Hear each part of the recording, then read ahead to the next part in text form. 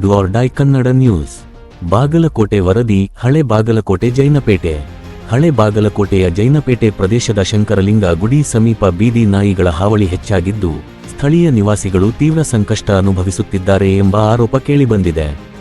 ಸ್ಥಳೀಯರ ಪ್ರಕಾರ, ರಾತ್ರಿ ಸಮಯದಲ್ಲಿ ನಾಯಿಗಳು ನಿರಂತರವಾಗಿ ಬೊಗಳುವುದರಿಂದ ಜನರಿಗೆ ನಿದ್ದೆ ಮಾಡಲು ಸಾಧ್ಯವಾಗುತ್ತಿಲ್ಲ. ದಿನಪೂರ್ತಿ ಕೆಲಸ ಮಾಡಿ ಸುಸ್ತಾಗಿರುವ ಸಾರ್ವಜನಿಕರಿಗೆ ರಾತ್ರಿ ವಿಶ್ರಾಂತಿ ಪಡೆಯುವುದೇ ದೊಡ್ಡ ಸವಾಲಾಗಿ ಪರಿಣಮಿಸಿದೆ ಎಂದು ಅಸಮಾಧಾನ ವ್ಯಕ್ತಪಡಿಸಿದ್ದಾರೆ.